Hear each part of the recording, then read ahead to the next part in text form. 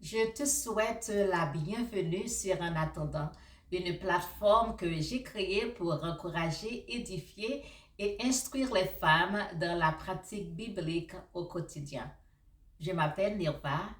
Abonne-toi pour voir les prochaines vidéos.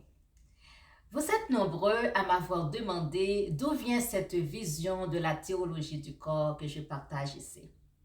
Ce n'est pas une simple opinion personnelle. C'est une réflexion profonde ancrée dans la grande foi chrétienne. Elle a été magistralement formulée par un homme de prière, de réflexion et de foi, le pape Jean-Paul II. Mais attention, ce message ne s'adresse pas seulement aux catholiques.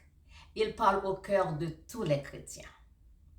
Ce segment présente la source théologique de la théologie du corps. I'd like to thank you for the faith and strength to win the day. Your words bring light, your power never dies and takes my fears away. Entre 1979 et 1984, Jean-Paul II a prononcé une série de 129 enseignements publics intitulés Théologie du corps.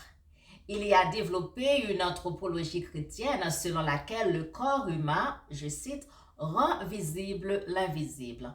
Fin de citation, reflète l'image divine et exprime dans sa sexualité et son don la logique de l'amour sacrificiel. Jean-Paul II a affirmé que l'homme et la femme, unis en corps et en âme, manifestent le dessein originel du Créateur. Je cite, le corps, en effet, et lui seul est capable de rendre visible l'invisible, le spirituel et le divin. Fin de citation.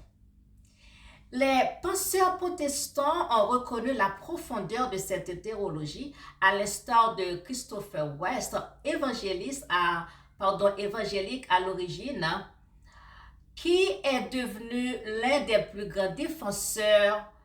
Il a donné vie à la théologie du corps, démontrant que notre être physique, y compris le genre, la sexualité et les relations, n'est pas accessoire, mais essentiel au récit rédempteur de Dieu.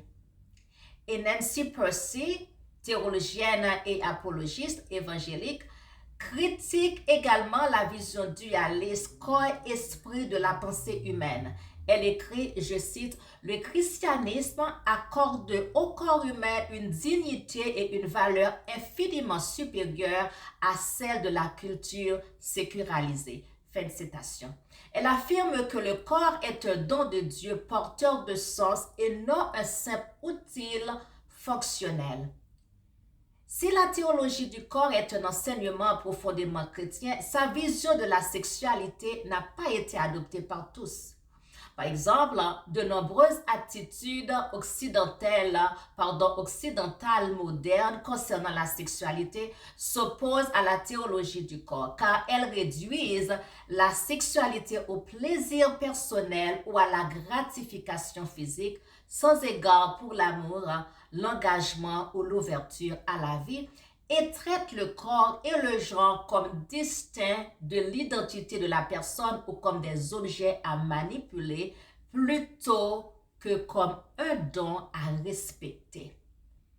De plus, certaines penseurs féministes radicales critiquent la théologie du corps, car elle affirme la complémentarité entre l'homme et la femme et lie la sexualité à la paternité, qu'elle considère comme oppressive ou limitative.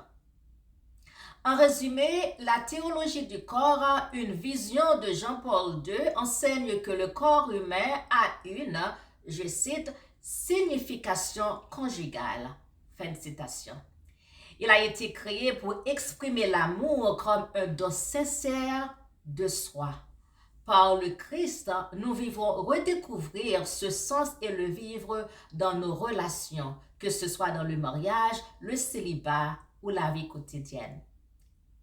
Merci d'avoir regardé la vidéo. Aime et partage. Que Dieu te bénisse et à la prochaine. I'd like to thank you for the faith and strength to win the day.